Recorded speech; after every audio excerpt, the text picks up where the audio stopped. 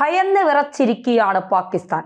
വെറുതെ അല്ല ഇത് പറയുന്നത്. അതായത് പാകിസ്ഥാനിലെ മദ്രസകളെ കുറിച്ച് നമുക്ക് എല്ലാവർക്കും അറിയാം. പാകിസ്ഥാനിലെ പല മദ്രസകളിൽ നിന്നാണ് തീവ്രവാദികൾ വളർന്നു വരുന്നത്.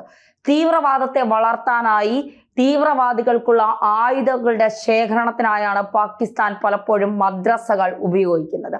മദ്രസകൾ എന്ന് പറയുന്നത് പാകിസ്ഥാന് ജലം പോലെ വളരെ അവശ്യമായ ഒരു സാധനം അല്ലെങ്കിൽ അവശ്യമായ ഒരു കാര്യമാണ് മദ്രസകൾ എന്ന് പറയുന്നത്.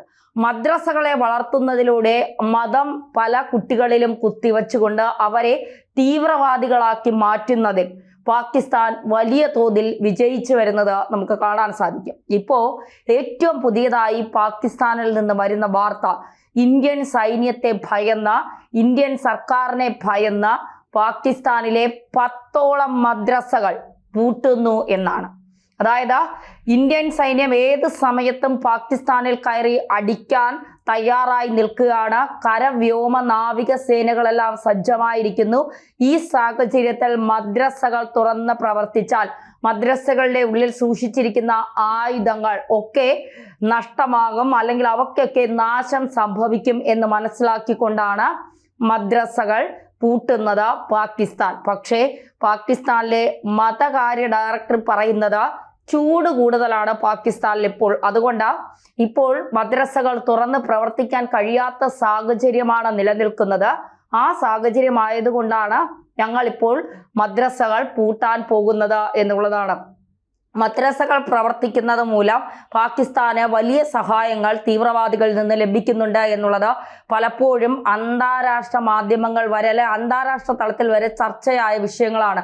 ഈ മദ്രസകൾ നടത്തുന്നത് പല മുസ്ലിം സംഘടനകളും മറ്റ് സംഘടനകളും ഒക്കെയാണ്. അപ്പൊ ഈ സംഘടനകൾ ഈ മതത്തെക്കുറിച്ച് കൂടുതൽ പഠിപ്പിച്ചുകൊണ്ട് അമുസ്ലിങ്ങളൊക്കെ നമ്മുടെ ശത്രുക്കളാണ്, അല്ലെങ്കിൽ ഇന്ത്യക്കാർ മുഴുവൻ നമ്മുടെ ശത്രുക്കളാണ്, മുസ്ലിങ്ങളായവർ മാത്രമാണ് നമ്മുടെ സഹോദരങ്ങൾ, അമുസ്ലിങ്ങളെ മുഴുവൻ നമ്മൾ തീർത്താലേ നമുക്ക് അള്ളാഹുവിൻ്റെ അടുത്തെത്താൻ കഴിയൂ, എന്നാലേ നമുക്ക് സ്വർഗം കിട്ടൂ എന്നൊക്കെ പറഞ്ഞുകൊണ്ട് ഈ മദ്രസകളിൽ വരുന്ന കുട്ടികളെ ഇത്തരത്തിലുള്ള മതം കുത്തിവെച്ചുകൊണ്ട് അവരെ വാർത്തെടുക്കുക, തീവ്രവാദികളായി വാർത്തെടുക്കുക എന്നുള്ളതാണ് പാകിസ്ഥാൻ ലക്ഷ്യമിടുന്നത്. അത് പലപ്പോഴും അന്താരാഷ്ട്ര തലങ്ങളിൽ വരെ ചർച്ച ചെയ്താണ്. ഈ പഷ്തൂൺ മേഖലകളിലൊക്കെ വലിയൊരു ചാവേർ ആക്രമണം നടന്നപ്പോഴും മദ്രസകളിൽ നിന്ന് പഠിച്ചിറങ്ങിയവരായിരുന്നു അവിടുത്തെ തീവ്രവാദികൾ എന്നൊക്കെയുള്ള വാർത്തകൾ പുറത്തു വന്നതാണ്. ഇപ്പോൾ സർക്കാർ അംഗീകൃതമായ 445 മദ്രസകളാണ് പാകിസ്ഥാനിലുള്ളത്. ഏകദേശം 26,000 വിദ്യാർത്ഥികൾ ഈ മദ്രസകളിൽ മതപഠനം പഠിക്കുന്നുണ്ട് എന്നാണ് പറയുന്നത്. അപ്പോൾ ഈ 26,000 വിദ്യാർത്ഥികൾ പഠിക്കുന്ന മദ്രസകളിൽ നിന്ന് പകുതിയിലേറെ അല്ലെങ്കിൽ 3/4 ഭാഗവും പഠിച്ചിറങ്ങുന്നത് തീവ്രവാദികളായിട്ടാണ്.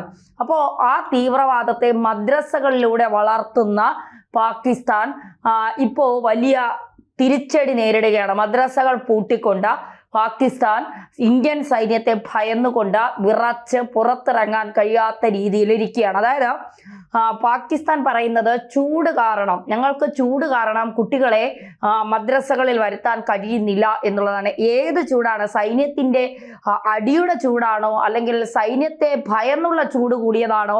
ഇന്ത്യയുടെ കാവൽക്കാരൻ, ഇന്ത്യയുടെ പ്രധാനമന്ത്രി നരേന്ദ്രമോദിയുടെ ദേഷ്യത്തിന്റെ ചൂട്, അല്ലെങ്കിൽ നരേന്ദ്രമോദി ഏത് തരത്തിൽ ഇടപെടും എന്നുള്ള ചൂട് മനസ്സിലാക്കിക്കൊണ്ടാണോ ഇപ്പോൾ മദ്രസകൾ പൂട്ടുന്നത് എന്നുള്ളത് നമുക്ക് മനസ്സിലാക്കാൻ സാധിക്കുന്നില്ല എന്നുള്ളത്. എന്തായാലും പാകിസ്ഥാൻ അഡപടലം തേഞ്ഞു എന്ന് തന്നെയാണ് പറയേണ്ടി വരുന്നത്. കാരണം ഇപ്പോൾ അമേരിക്കയിലെ പാക് അംബാസിഡർ ഡൊണാൾഡ് ട്രംപിനോട് പറയുകയാണ്, ഇന്ത്യ ഒരു വലിയ രാജ്യമാണ്, നമുക്ക് ഇന്ത്യയുമായി യുദ്ധത്തിന് പറ്റില്ല. ഇപ്പോൾ തന്നെ അവശ്യ വസ്തുക്കളുടെ ഒക്കെ ഉപയോഗം, അല്ലെങ്കിൽ സാധനങ്ങളുടെ ഒക്കെ ഉപയോഗം കുറഞ്ഞു വരികയാണ്. മാത്രമല്ല സാധനങ്ങൾക്കൊക്കെ വലിയ വിലയാണ്, കാരണം കിട്ടാനില്ല. ഇന്ത്യ കയറ്റുമതിയൊക്കെ ഇറക്കുമതിയൊക്കെ അവസാനിപ്പിച്ചു. അപ്പോൾ നയതന്ത്ര പ്രഹരം നൽകിക്കഴിഞ്ഞു. ജലമില്ല, വല്ലാത്തൊരവസ്ഥയിലേക്ക് ഞങ്ങൾ പോവുകയാണ്. അവിടെ ഇരിക്കുന്ന മണ്ടന്മാരോട് ഇത് പറഞ്ഞാൽ മനസ്സിലാകില്ല. അവന്മാർ തീവ്രവാദത്തെ വളർത്താനാണ് അതിൻ്റെ അകത്തിരിക്കുന്നത്. ഷവാസ് ഷരീഫ് എന്ന് പറയുന്ന ഒരു പ്രധാനമന്ത്രി ഉണ്ട്. ഇതറിഞ്ഞ അന്ന് മുതൽ അദ്ദേഹം ആശുപത്രിയിലാണ്. ഒരു പാക് മേധാവിയുണ്ട് ഇതിനൊക്കെ ചുക്കാൻ പിടിച്ച അസീം മുനീർ. അദ്ദേഹത്തെ കാണാൻ കൂടിയില്ല. അയാൾ ജീവിച്ചിരിപ്പുണ്ടോ, അല്ലെ ബംഗാറിൽ ഒളിച്ചോ, അതോ പാകിസ്ഥാൻ വിട്ടോ എന്ന് പോലും ഞങ്ങൾക്കറിയില്ല. ആ അവസ്ഥയിലേക്കാണ് പോകുന്നത്. പോകുന്നത്. അതുകൊണ്ട് ഇവന്മാരാര് വിചാരിച്ചാലും പാകിസ്ഥാനെ രക്ഷിക്കാൻ കഴിയില്ല. പാകിസ്ഥാനിൽ അതിന് മാത്രമുള്ള മിസൈലുകളോ വെടിക്കോപ്പുകളോ ഒന്നുമില്ല. ആണവായുധം പരീക്ഷിക്കും അല്ലെങ്കിൽ ആണവായുധം ഉപയോഗിക്കുമെന്ന് പറഞ്ഞ് വെറുതെ ഇന്ത്യയെ ഭയപ്പെടുത്തുകയാണ്. പാകിസ്ഥാനെ കൊണ്ട് ഇന്ത്യക്കെതിരെ ഒരു ചുക്കും ചെയ്യാൻ സാധിക്കില്ല. അതുകൊണ്ട് ദയവ് ചെയ്ത് നിങ്ങൾ ഡൊണാൾഡ് ട്രംപ്, നിങ്ങളുടെ സുഹൃത്തായ നരേന്ദ്രമോദിയോട് പറയുക, പാകിസ്ഥാനെ നിങ്ങൾ യുദ്ധത്തിൽ നിന്നൊന്ന് ഒഴിവാക്കണം. പാകിസ്ഥാനോട് നിങ്ങൾ ക്ഷമിക്കണം. നിങ്ങൾക്ക് ഏത് തീവ്രവാദികളെയാണോ വേണ്ടത് അവരൊക്കെ പാകിസ്ഥാനിലുണ്ട് എങ്കിൽ ഞങ്ങൾ ഇന്ത്യക്ക് തരാം അവരെയൊക്കെ. അല്ലാതെ നിങ്ങളുടെ തിരിച്ചടി താങ്ങാനുള്ള ശക്തിയൊന്നും ഞങ്ങൾക്കില്ല എന്ന് അമേരിക്കയിലെ പാക് അംബാസിഡർ ഡൊണാൾഡ് ട്രംപിനോട് പറയാനായി കരുതി വച്ചേക്കുന്ന വാക്കുകൾ ഒരു മാഗസീനോട് പറഞ്ഞതാണ്. അപ്പോൾ ട്രംപ് നേരത്തെ തന്നെ ഇടപെട്ടപ്പോഴും ഇന്ത്യ പറഞ്ഞത് ആരും ഇക്കാര്യത്തിൽ ഇടപെടണ്ട, പാകിസ്ഥാൻ തീവ്രവാദം വളർത്തുന്നു എന്നതിന് ശക്തമായ തെളിവ് ഞങ്ങളുടെ കയ്യിലുണ്ട്. ഇന്ത്യ ആ തെളിവുകളെല്ലാം UN-ൽ സമർപ്പിച്ചിട്ടുമുണ്ട്. ഇന്ത്യ വളരെ അതിശക്തമായ തിരിച്ചടി ഇന്ത്യ നൽകും എന്നുള്ള കാര്യത്തിൽ ഒരു സംശയം വേണ്ട. കാരണം കശ്മീർ ഞങ്ങളുടെ സ്ഥിരകളിൽ ഒഴുകുന്ന രക്തമാണെന്ന് അസീം മുനീർ പറഞ്ഞു വച്ച് ഒരാഴ്ച തികയുന്നതിന് മുൻപാണ് കശ്മീരിലെ പൽഗാമിൽ 27ഓളം പേരുടെ ജീവൻ, നിരപരാധികളായ വിനോദസഞ്ചാരികളുടെ ജീവൻ ഈ ക്രിമിനലുകൾ അല്ലെങ്കിൽ തീവ്രവാദികൾ തകർത്തത്, അല്ലെങ്കിൽ തീവ്രവാദികൾ എടുത്തത്. അപ്പോൾ തീർച്ചയായിട്ടും ഇന്ത്യ നൽകുന്ന മറുപടി, ഇന്ത്യക്ക് തദ്ദേശീയമായി നിർമ്മിച്ച ബ്രഹ്മോസ് സൂപ്പർസോണിക് മിസൈൽ ഉൾപ്പെടെ INS വിക്രാന്ത് ഉൾപ്പെടെ INS സൂറത്ത് ഉൾപ്പെടെ അങ്ങനെ വ്യോമ മേഖലയിലായാലും നാവിക മേഖലയിലായാലും കരമേഖലയിലായാലും ഇന്ത്യക്ക് നിരവധി മിസൈലുകൾ ഇന്ത്യ തദ്ദേശീയമായി നിർമ്മിച്ചെടുത്തതുണ്ട്. അന്തർവാഹിനി കപ്പലുകളുണ്ട്. മാത്രമല്ല സൈനികരുടെ എണ്ണത്തിലും വളരെ കൂടുതലാണ്. നമ്മൾ ഇന്ത്യക്ക് വേണ്ടി സ്വന്തം ജീവൻ പോലും കളയാൻ നിൽക്കുന്ന ലക്ഷക്കണക്കിന് സൈനികർ നമുക്കുണ്ട്.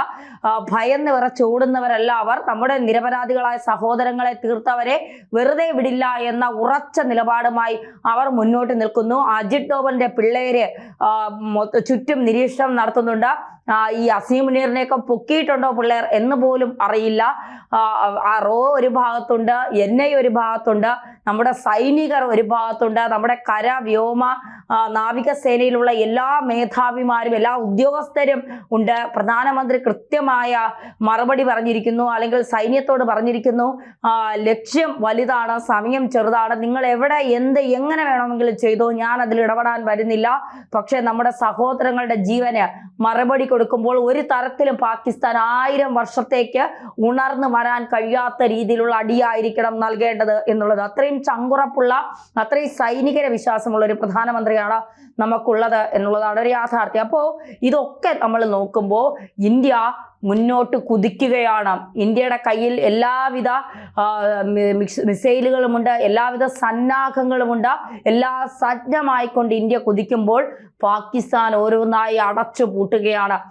സൈനിക താവളങ്ങൾ, ബങ്കറുകളിൽ നിന്ന് തീവ്രവാദികളെയും സൈനികരെയും ഒഴിപ്പിക്കുന്നു. 5000-ഓളം സൈനികർ ജോലി രാജിവെച്ച് രാജ്യം തന്നെ വിട്ടുപോകുന്നു. സൈനിക ഉദ്യോഗസ്ഥർ ജോലി രാജിവെച്ച് കുടുംബവുമായി മടങ്ങുന്നു. ഉന്നത ഉദ്യോഗസ്ഥർ പാകിസ്ഥാൻ വിടുന്നു. അങ്ങനെ പാകിസ്ഥാൻ മൊത്തത്തിൽ ഒരു തളർന്ന് അവശനായിരിക്കുന്ന ഒരു നിലയിലേക്ക് പോവുകയാണ്. ഈ ഒരു അവസ്ഥ പാകിസ്ഥാനെ സമ്മാനിച്ചത് പാകിസ്ഥാൻ തന്നെയാണ്. അതിൻ്റെ വില പാകിസ്ഥാൻ വലിയ രീതിയിൽ അനുഭവിക്കേണ്ടി വരുമെന്നുള്ള കാര്യത്തിൽ സംശയം വേണ്ട.